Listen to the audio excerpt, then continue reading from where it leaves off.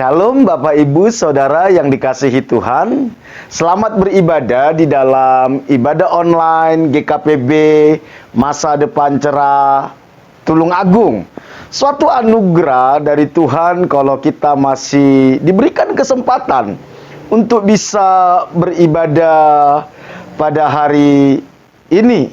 Oleh karena itu, sebelum kita melaksanakan ibadah online kita, saya mau mengajak setiap kita untuk betul-betul mempersiapkan diri kita, menyiapkan hati dan pikiran kita. Mari kita arahkan hidup kita kepada Tuhan. Karena kita percaya ketika kita beribadah, Tuhan hadir di tengah-tengah kita. 2-3 orang berkumpul di dalam namaku, aku hadir di sana, kata Tuhan Yesus. Dan mari kita hormati Dia. Kita tinggalkan sejenak setiap aktivitas kita. Mari kita serahkan seluruh kehidupan kita kepada Tuhan. Mari kita nikmati hadirat Tuhan. Kita izinkan Tuhan bekerja lewat hidup kita. Kita izinkan Dia berbicara lewat kebenaran firman Tuhan nanti yang akan dibagikan untuk hidup kita. Sehingga ibadah kita bukanlah cuma sekedar rutinitas agamawi, tapi saya berharap, saya berdoa dimanapun Bapak Ibu Saudara mengikuti ibadah online ini, saudara bisa tetap menikmati hadirat Tuhan, saudara mengalami perjumpaan secara pribadi dengan Tuhan. Oleh karena itu, mari kita siapkan hati kita, kita tundukkan kepala kita, kita arahkan hati kita kepada Tuhan. Mari kita memulainya dengan doa.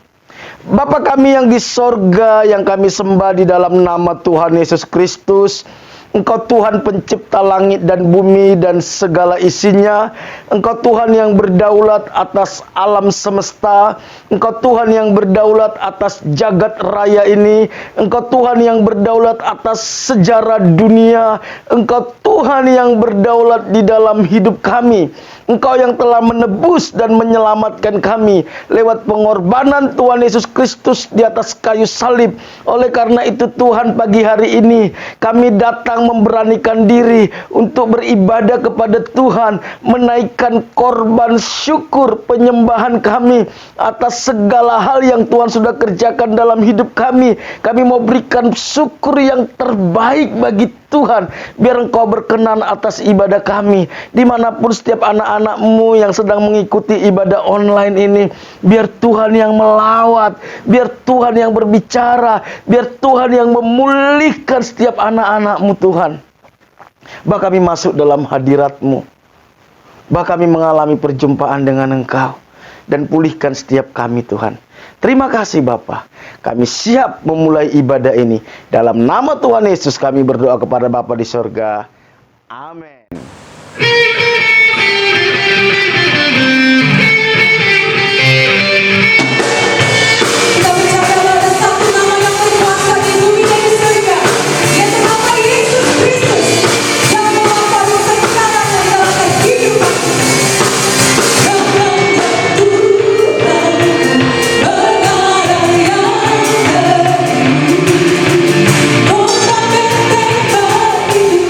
Aku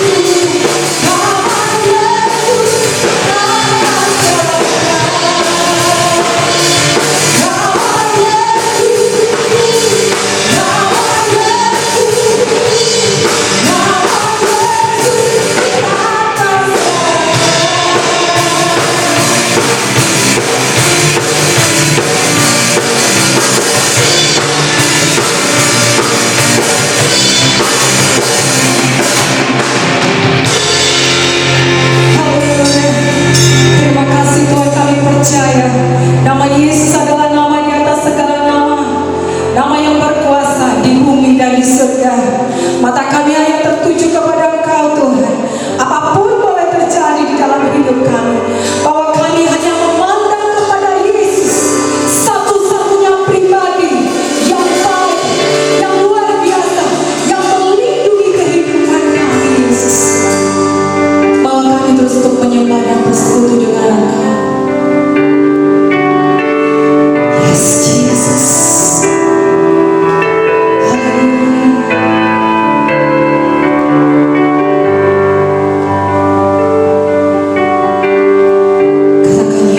Sungguh baik, Yesus, Kau sungguh baik, Yesus, nama-Mu indah, Yesus, ku cinta Kau selalu, ku tinggikan, ku agungkan selamanya.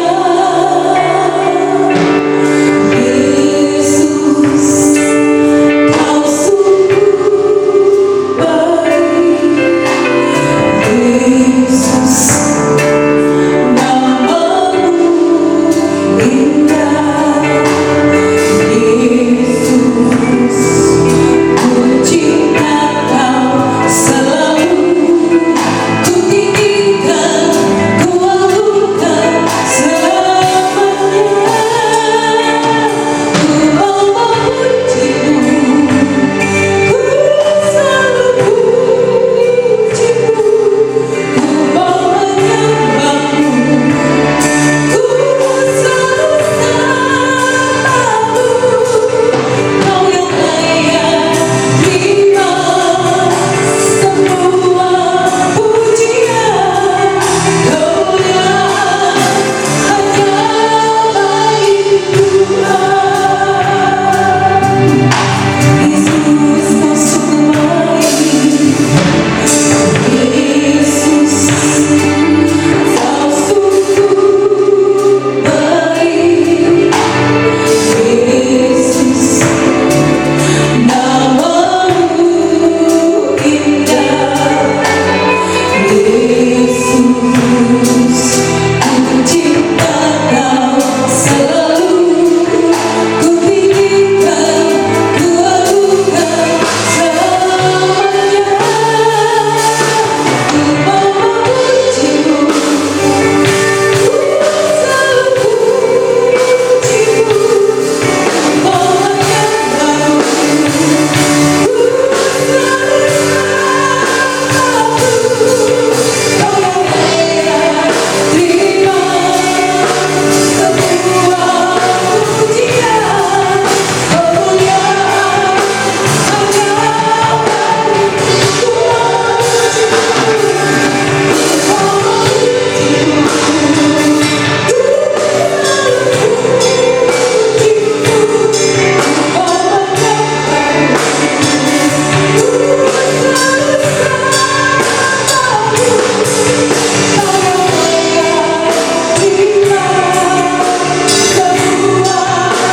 pujian, kemuliaan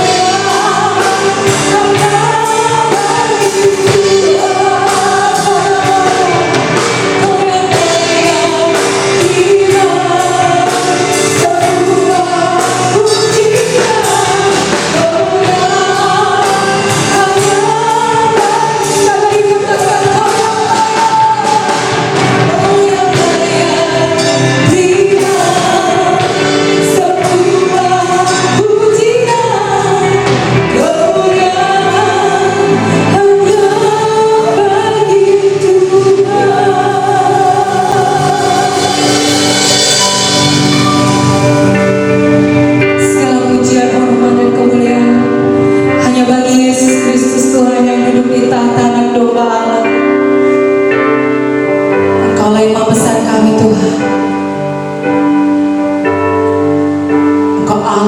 berkuasa dalam kehidupan kami, Tuhan. Berfirman dalam hidup kami. Kami siap, Tuhan. Jadikan kami tanah yang subur untuk benih boleh tertanam dan bertumbuh di dalam hidup kami. Terima kasih Tuhan Yesus. Dalam nama Tuhan Yesus, haleluya. Amin.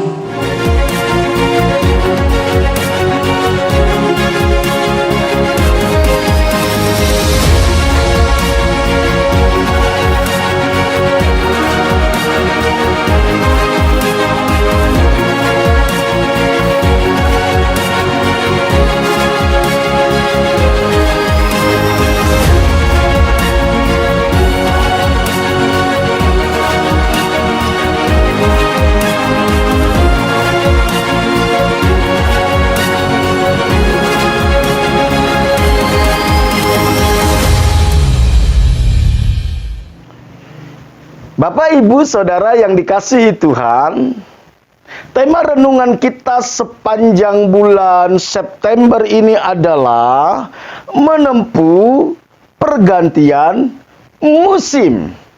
Seperti yang sudah saya sampaikan beberapa minggu yang lalu dan juga minggu lalu, bahwa di dalam menghadapi pergantian musim itu biasanya cukup mengganggu kenyamanan hidup kita.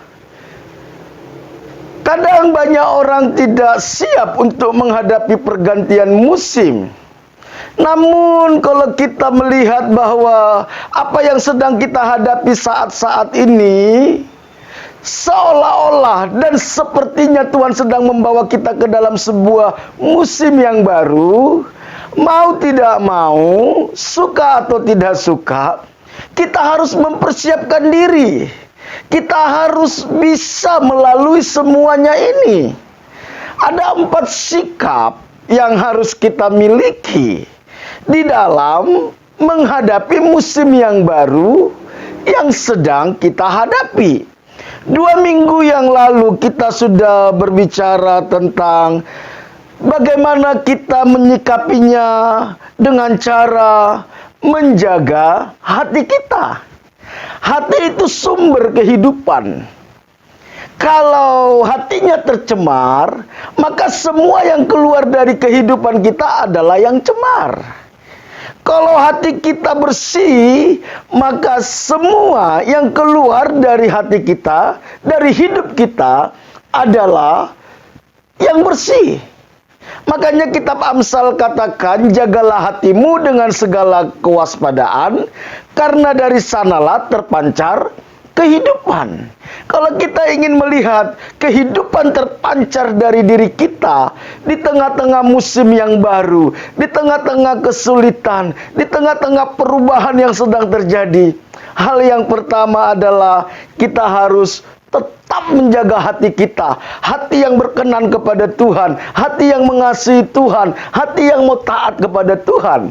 Minggu lalu kita berbicara tentang bagaimana kita menyikapi musim yang baru ini dengan cara menjaga perkataan kita. Seringkali ketika kita menghadapi masa-masa sulit, kita bisa menjadi panik, kita bisa menjadi marah, kita bisa gampang emosi, dan akibatnya seringkali perkataan-perkataan yang keluar dari mulut kita bukanlah perkataan yang membangun, tetapi kutuk. Bukan perkataan-perkataan yang positif, tetapi perkataan yang negatif. Firman Tuhan katakan, hidup mati manusia dikuasai lidah. Siapa yang suka menggemakannya, maka akan memakan buahnya. Oleh karena itu, mari kita jaga perkataan kita. Perkatakanlah firman Tuhan. Perkatakanlah hal-hal yang positif. Perkatakanlah apa yang baik, bukan yang negatif, saudara. Pada hari ini, kita akan belajar bagaimana menyikapi musim yang baru ini dengan menjaga mata kita. Alkitab katakan bahwa mata itu jendela kehidupan, Bapak Ibu. Mata itu jendela kehidupan. Jadi kalau kita izinkan yang buruk masuk ke mata kita, maka itu akan mencemari kehidupan kita. Kita perlu menjaga mata kita supaya mata kita ini tetap fokus. Fokus kepada rencana Tuhan, fokus kepada kebenaran firman Tuhan, fokus kepada panggilan Tuhan dalam hidup kita. Oleh karena itu, tema kita pada pagi hari ini adalah No More Distraction. No more distraction. Kalau saya artikan di dalam bahasa Indonesianya lebih kurang, tidak ada lagi distraksi atau tidak ada lagi yang mengalihkan perhatian. Mengalihkan perhatian. Saya mau mengajak kita semua untuk membaca Alkitab kita. Dimanapun Bapak Ibu Saudara yang mengikuti ibadah online ini, mari kita buka Alkitab kita yang saya ambil dari Amsal pasal 4 ayat 23 sampai 27. Amsal pasal 4 ayat 23 sampai 27. Saya akan bacakan bagi kita. Jagalah hatimu dengan segala kewaspadaan, karena dari situlah terpancar kehidupan. Buanglah mulut serong daripadamu, dan jauhkanlah bibir yang dolak-dalik daripadamu. Ayat 25. Biarlah matamu memandang terus ke depan, dan tatapan matamu tetap ke muka.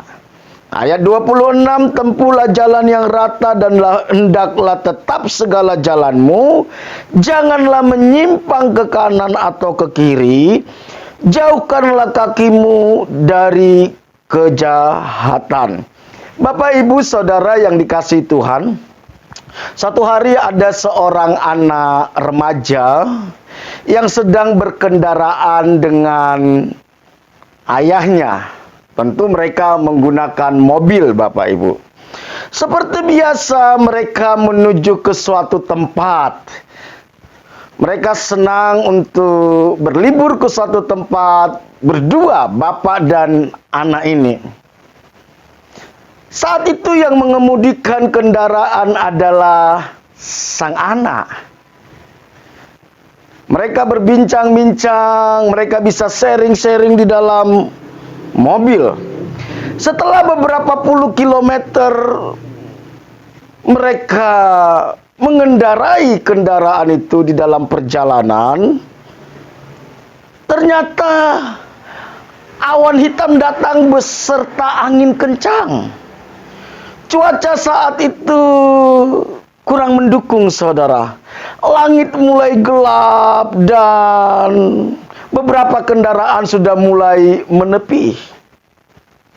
Sang anak tentunya mulai khawatir dan dia mulai ragu apakah dia akan meneruskan kendaraan, mengendarai mobilnya atau berhenti. Dia mulai bertanya kepada sang ayah. Ayah, apakah kita terus atau berhenti? Sang ayah dengan tegas berkata, teruslah mengemudi. Teruslah mengemudi. Si anak tetap menjalankan mobil mengikuti instruksi sang ayah. Namun langit semakin gelap, angin bertiup kencang, hujan pun mulai turun. Suasana semakin menakutkan. Banyak kendaraan yang sudah mulai berhenti dan mulai menepi karena mereka sudah mulai takut, saudara. Sang anak bertanya lagi kepada ayahnya, ayah gimana ini? Sang ayah berkata, tetaplah fokus kepada tujuan. Teruslah mengemudi. Tingkatkan perhatian serta ekstra hati-hati. Sambil memandang ke depan, ayahnya berkata, teruslah jalan. Si anak tentu sambil sedikit takut, tetap aja dia mengendarai kendaraan itu. Setelah beberapa lama waktunya, Mereka terus menerobos badai itu. Matahari mulai terlihat, saudara. Hujan mulai reda. Angin sudah mulai tenang, saudara. Dan mereka sampai di tujuan dengan baik. Saat itu sang ayah berkata kepada anaknya, "Coba kamu turun dari mobil. Coba lihat ke belakang," dia bilang. Betapa kagetnya sang anak ketika dia melihat ke belakang. Ternyata ada beberapa mobil yang di belakang mereka yang memutuskan berhenti. Sudah tertimpa kayu, saudara. Tertimpa kayu yang sedang pohon yang tumbang. Dan dia mulai berpikir, seandainya saya berhenti dan tidak fokus kepada tujuan, mungkin saya pun akan tertimpa pohon tumbang. Bapak, Ibu, Saudara yang dikasihi Tuhan, kisah ini tidak jauh berbeda dengan kehidupan kita. Sebagai orang yang menyadari bahwa kita adalah ciptaan Tuhan, bahwa Tuhan Yesus telah menebus hidup kita, kita harus percaya bahwa Tuhan itu punya rencana dalam hidup kita. Tuhan itu punya panggilan dalam hidup kita. Tuhan itu punya tujuan dalam hidup kita. Dan satu-satunya tujuan hidup kita hanyalah menggenapi rencana Tuhan bagi kita. Biasanya, saudara, saat kita berjalan di dalam rencana Tuhan, tak jarang ada banyak distraksi, atau yang mengalihkan perhatian kita. Apalagi saat-saat seperti ini, di mana kita seluruh dunia menghadapi sebuah bencana pandemi COVID-19. Seringkali fokus hidup kita tidak lagi kepada rencana Tuhan. Seringkali fokus kita tidak lagi kepada apa yang menjadi tujuan Tuhan dalam hidup kita. Seringkali mata kita lebih tertuju kepada COVID. Mata kita lebih tertuju kepada kesulitan. Belum lagi dampak dari COVID, yaitu krisis ekonomi, krisis sosial. Seringkali mata kita lebih tertuju kepada itu, sehingga kita mulai hidup dalam ketakutan. Kita mulai tidak lagi percaya kepada Tuhan. Kita tidak lagi bisa melihat Tuhan di dalam setiap peristiwa hidup kita. Inilah distraction yang ada dalam hidup kita. Seringkali iblis pakai itu untuk mengalihkan fokus, tujuan dan visi Tuhan dalam hidup kita. Oleh karena itu pagi hari ini kita harus mengambil keputusan untuk no more distraction.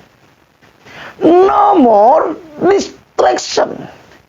Kita nggak izinkan masalah, kita nggak izinkan kesulitan, kita nggak izinkan ketakutan itu mengambil alih fokus hidup kita, sehingga kita tidak lagi mengerti kehendak Tuhan.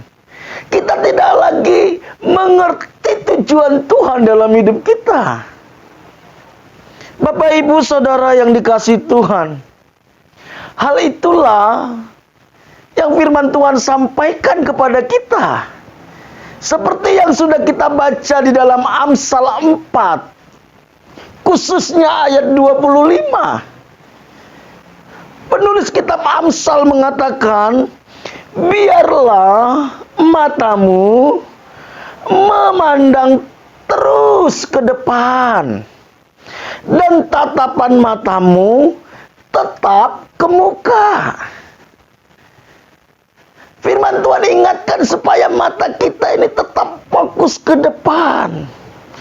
Tuhan meminta supaya kita mengarahkan mata kita ke depan, kepada panggilan Tuhan, kepada rencana Tuhan, kepada apa yang Tuhan sudah sediakan di depan.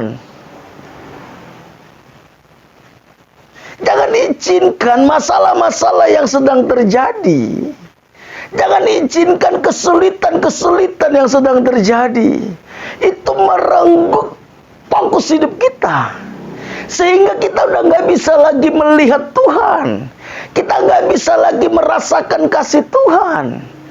Dan tidak sedikit orang mulai kecewa, dan tidak sedikit orang mulai putus asa, masa bodoh, apatis, karena dia hanya melihat masalah, dia fokus kepada masalah. Tapi kalau kita fokus kepada Tuhan, kepada panggilan Tuhan, kepada rencana Tuhan, seperti anak yang mengendarai mobil tadi, papanya tidak izinkan dia fokus kepada angin kencang, papanya tidak izinkan dia fokus kepada hujan yang lebat, papanya tidak izinkan dia fokus kepada pohon yang sedang tumbang. Tapi papanya mengajak dia untuk tetap fokus kepada tujuan yang ada di depan. Pada hari ini Tuhan mau mengajak kita, fokuslah kepada apa yang Tuhan sedang kerjakan di depan.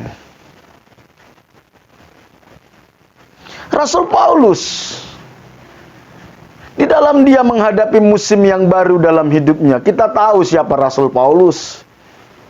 Dia orang Farisi, sangat ketat di dalam Taurat. Ketika dia mengalami perjumpaan secara pribadi dengan Tuhan Yesus, terjadi musim yang baru, perubahan yang sangat drastis dalam hidupnya. Bagaimana dia menyikapi semuanya itu? Apa perubahan yang sedang dihadapi oleh Rasul Paulus itu tidak membuat nyaman hidupnya. Dia dibenci oleh banyak orang. Dia keluar masuk penjara. Dia dicurigai. Tetapi dia tidak izinkan semua itu mengambil fokus hidupnya. Karena dia tahu bahwa Tuhan punya rencana dalam hidupnya. Dia habiskan seluruh pandangannya, fokusnya hanya kepada kehendak Tuhan. Hal itu bisa kita temukan di dalam surat Rasul Paulus kepada jemaat di Filipi. Dan ketika Rasul Paulus menulis surat ini kepada jemaat di Filipi, Rasul Paulus sedang berada di dalam penjara, bukan sedang berada di dalam istana. Karena memberitakan Injil dia harus masuk penjara. Filipi pasal 3 ayat 13 sampai 14, Rasul Paulus katakan, "Saudara-saudara, aku sendiri tidak menganggap bahwa aku telah menangkapnya. Tetapi ini yang kulakukan. Aku melupakan apa yang telah di belakangku dan mengarahkan diri kepada apa yang di hadapanku, dan berlari-lari kepada tujuan untuk memperoleh hadiah, yaitu panggilan surgawi dari Allah dalam Kristus Yesus." Dia sudah tidak lagi arahkan dirinya kepada masa lalunya, kebanggaan masa lalunya, kehebatan masa lalunya, atau kegagalan masa lalunya. Bukan itu lagi tujuannya. Tapi dia fokuskan hidupnya kepada panggilan surgawi. Dia punya visi yang jelas. Masihkah kita mempunyai visi yang jelas dalam mengikut Tuhan? Masihkah mata kita arahkan kepada visi atau panggilan Tuhan? Atau kita hanya sekedar ikut-ikutan? ikut-ikutan di dalam ke gereja, ikut-ikutan dalam beribadah, ikut-ikutan melayani Tuhan. Tapi kita nggak punya visi, nggak punya tujuan. Kita nggak tahu kenapa kita lakukan itu.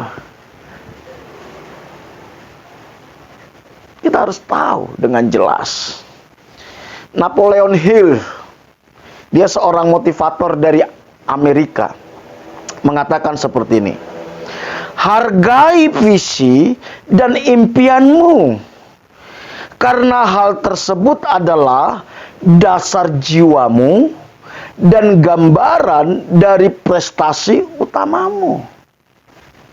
Napoleon Hill, seorang motivator dari Amerika Serikat. Dia mengatakan seperti ini. Sekali lagi saya bacakan. Hargai visi dan impianmu, karena hal tersebut adalah dasar jiwamu dan gambaran dari prestasi utamamu. Kitab Amsal mengatakan, tanpa visi menjadi liarlah rakyat. Visi itu membuat kita tidak liar. Visi itu membuat kita tahu apa yang terpenting dalam hidup kita. Visi itu membuat kita lebih efektif dan produktif. Kalau orang nggak punya visi, dia hanya melakukan apa yang suka dia lakukan. Tetapi orang yang punya visi, dia akan melakukan apa yang harus dia lakukan, sekalipun dia tidak suka melakukannya. Itulah orang yang punya visi. Hargai itu. Arahkan mata kita kepada visi itu. Visi yang sudah Tuhan buat dalam hidup kita.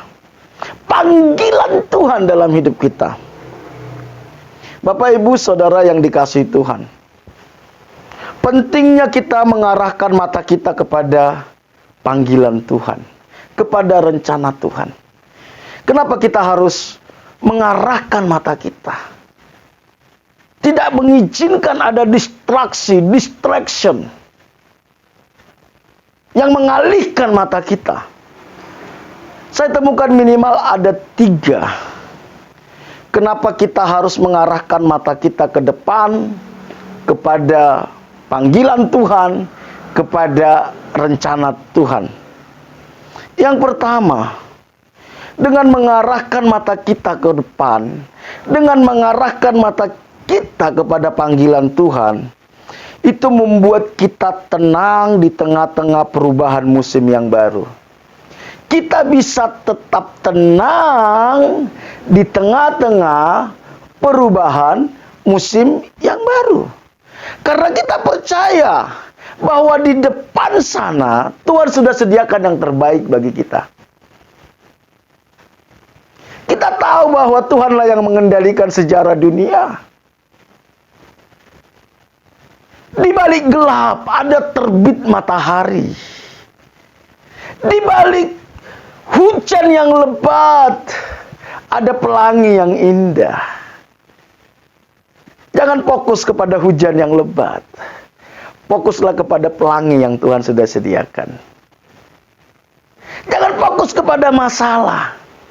Fokuslah kepada apa yang Tuhan sedang kerjakan dalam hidup kita. Apa yang Tuhan sedang sediakan dalam hidup kita melalui masalah itu. Itu akan membuat kita tenang. Kita nggak panik. Kita nggak emosional. Kita nggak menyalahkan keadaan. Kita nggak menyalahkan orang lain. Bahkan kita tidak menyalahkan Tuhan. Ketika kita mengarahkan mata kita ke depan, kepada panggilan Tuhan, kepada rencana Tuhan, bukan kepada distraction, maka itu akan membuat kita tenang. Kalau kita sudah tenang, kita bisa berpikir jernih. Kita bisa tahu kehendak Tuhan. Yang kedua, kenapa kita harus mengarahkan mata kita ke depan?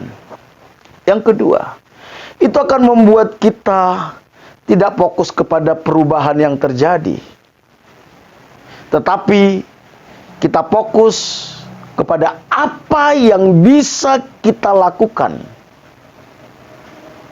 sehingga hidup kita lebih efektif dan produktif.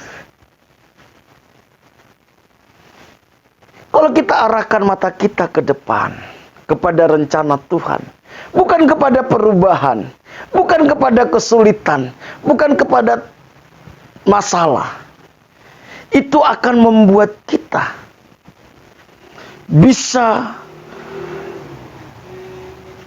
lebih produktif, lebih efektif. Kita akan fokus untuk menggali potensi-potensi kita. Makanya jangan heran kalau saudara lihat, seringkali di tengah-tengah krisis ada muncul orang-orang hebat. Di tengah-tengah krisis seringkali muncul peluang-peluang baru. Kenapa? Karena mereka nggak fokus kepada krisis. Mereka fokus kepada apa yang akan terjadi ke depan. Saya mau ngajak setiap kita, fokuslah tetap ke depan. Sehingga saudara bisa melihat peluang-peluang baru di tengah-tengah krisis. Sehingga saudara bisa tetap melihat potensi-potensi terbaik yang akan keluar dari hidup kita di tengah-tengah krisis. Yang ketiga, yang terakhir, Bapak Ibu Saudara, kenapa kita harus tetap mengarahkan mata kita ke depan? Mengapa itu penting? Karena dengan mengarahkan mata kita ke depan, kepada panggilan Tuhan, kepada rencana Tuhan, kita akan tetap kuat menghadapi setiap kesulitan dan tantangan yang sedang terjadi. Yang pertama tadi, kita bisa tenang. Yang kedua, kita bisa tetap melakukan apa yang terbaik sehingga hidup kita tetap produktif dan efektif. Yang ketiga, kita akan tetap kuat menghadapi setiap kesulitan dan tantangan yang sedang terjadi. Saya ambil contoh. Saudara perhatikan para atlet lari maraton. Tentu lari maraton itu tantangannya sulit. Gak mudah. Jaraknya terlalu jauh. Panas. Emosi. Tetapi karena mereka fokus kepada finish, maka semua kesulitan itu menjadi tidak berarti. Saudara perhatikan petinju. Perhatikan. Kalau kita lihat mereka sedang bertinju di atas ring, itu gak mudah. Bisa mereka sampai berdarah, matanya bisa pecah, hidungnya bisa pecah, saudara. Ada resiko. Tetapi fokus mereka bukan kepada kesulitan itu, tetapi kepada akhir dari pertandingan itu, yaitu kemenangan. Sehingga walaupun mereka berdarah, mereka bisa kuat menanggungnya. Saudara yang dikasihi Tuhan, fokus kita apa? Ketika fokus kita adalah melakukan kehendak Tuhan, ketika fokus kita adalah menyenangkan hati Tuhan, ketika fokus kita hanyalah menggenapi rencana Tuhan dalam hidup kita, dan mata kita arahkan ke sana, maka kesulitan-kesulitan, penganiayaan, penolakan, bayar harga, itu tidak lagi menjadi masalah besar bagi kita. Bahkan kita bisa menikmati semua penderitaan itu. Itulah yang dialami oleh rasul-rasul. Itulah yang dialami bapak-bapak gereja kita. mereka arahkan mata mereka kepada panggilan Tuhan, kepada rencana Tuhan.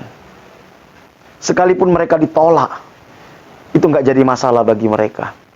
Sekalipun mereka diadu dengan binatang buas, itu nggak jadi masalah dengan mereka. Sekalipun mereka mengalami kesulitan aniaya, itu nggak masalah bagi mereka. Dan mereka bisa melaluinya dengan kuat. Mereka tidak bersungut-sungut. Mereka tidak menyalahkan Tuhan. Mereka kuat menanggung setiap penderitaan. Mari saudaraku yang dikasihi Tuhan. Memang keadaan berat. Keadaan sulit. Betul. Firman Tuhan juga katakan pada akhir zaman akan semakin sulit. Akan semakin sulit. Tapi kalau fokus hidup kita ke depan, kepada panggilan Tuhan, kepada rencana Tuhan, maka kita akan kuat menanggung setiap kesulitan dan penderitaan yang ada. No more distraction. Tuhan Yesus memberkati kita semua. Mari kita tundukkan kepala kita, berdoa. Bapa, kami bersyukur buat kebenaran firman-Mu pada hari ini. Ampuni kami kalau kami seringkali mengizinkan masalah, kesulitan, perubahan, tantangan itu mengalihkan perhatian kami. Sampai kami tidak lagi bisa melihat rencana-Mu dalam hidup kami. Sampailah kami lagi nggak bisa melihat kehadiran Tuhan di dalam setiap peristiwa hidup kami. Dan seringkali itu membuat kami jadi takut. Itu membuat kami jadi putus asa. Karena itu Tuhan, kami minta sungguh-sungguh. Mampukan kami untuk mengarahkan mata kami ke depan. Kepada panggilan Tuhan. Kepada rencana Tuhan dalam hidup kami. Karena kami tahu, disitulah ada ketenangan. Disitulah ada kekuatan. Yang membuat kami bisa menyelesaikan setiap tantangan hidup kami dengan baik. Karena kami bersama dengan Tuhan. Terima kasih apapun keberadaan anak-anak-Mu saat ini. Bawa mata mereka untuk memandang Engkau. Melihat keajaiban kasih karunia-Mu. Melihat jalan-jalan-Mu dalam hidup mereka. Pulihkan setiap umat-Mu. Berkati umat-Mu. Kami serahkan hidup kami sepanjang minggu ke depan ke dalam anugerah Tuhan. Kami nggak tahu apa yang sedang terjadi. Tapi satu hal yang kami percaya, Engkau Tuhan mengasihi kami. Engkau Tuhan tidak pernah meninggalkan kami. Engkau Tuhan tidak biarkan kami berjalan sendiri. Engkau ada bersama dengan kami. Berkati setiap umat-Mu. Berkati setiap rumah tangga, hubungan suami istri, orang tua dengan anak, sesama saudara. Kasih dan kebenaran-Mu yang memerintah dalam setiap rumah tangga. Pulihkan kesehatan umat-Mu. Sekiranya ada umat-Mu yang sakit, Tuhan sembuhkan dalam nama Tuhan Yesus.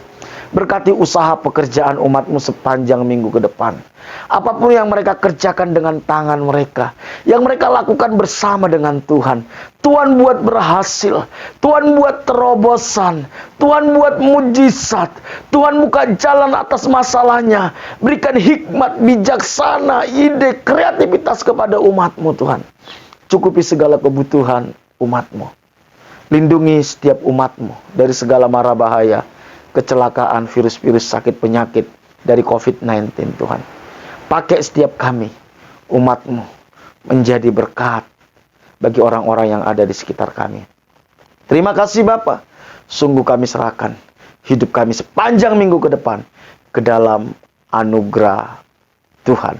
Jemaat yang dikasihi Tuhan, Tuhan mengarahkan wajahnya kepadamu. Karena itu, terimalah berkat daripada Allah Bapa. Diberkatilah engkau pada waktu masuk, diberkatilah engkau pada waktu keluar, diberkatilah buah kandunganmu, diberkatilah adonanmu, diberkatilah bakulmu, diberkatilah hasil tanganmu. Apapun yang kau kerjakan dengan tanganmu, Tuhan akan buat berhasil. Diberkati engkau di kota, diberkati engkau di desa, diberkati engkau ke gunung, kemanapun engkau pergi, tanda-tanda ajaib menyertai engkau. Engkau akan naik dan tidak akan menjadi turun. Engkau akan menjadi kepala dan bukan menjadi ekor. Anak cucumu akan menjadi perkasa di bumi. Dan engkau akan disebut sebagai orang yang beruntung dan berbahagia. Serta lewat hidupmu akan banyak orang menerima berkat dan kasih karunia yang berasal daripada Tuhan. Jika engkau hari ini sungguh-sungguh mendengarkan suara Tuhan Allahmu yang kusampaikan kepadamu, dan engkau setia melakukannya, maka berkat-berkat ini akan menjadi milikmu. Karena itu, terimalah berkat daripada Allah Bapa, kasih karunia dari Tuhan kita Yesus Kristus, penghiburan dan kekuatan dari Roh Kudus, mulai hari ini sampai Tuhan Yesus datang kedua kali. Dalam nama Tuhan Yesus, setiap kita yang diberkati sama-sama katakan, amin. Bapak, Ibu, Saudara yang dikasihi Tuhan, ibadah online kita selesai. Bagi Bapak, Ibu, Saudara yang ingin mengikuti ibadah onsite, kita ada jam 10 pagi di Barata Entertainment, lantai 2, Ruang Arjuna, Tulung Agung. Jam 10 pagi, ada juga ibadah anak, jadi saudara boleh mengikutinya. Bapak, Ibu, Saudara yang dikasihi Tuhan, bagi saudara yang digerakkan Tuhan untuk memberikan persembahan, baik itu persembahan pembangunan, persembahan persepuluhan, dan juga persembahan syukur, saudara bisa langsung menghubungi bendahara gereja kita. Tuhan Yesus memberkati kita semua.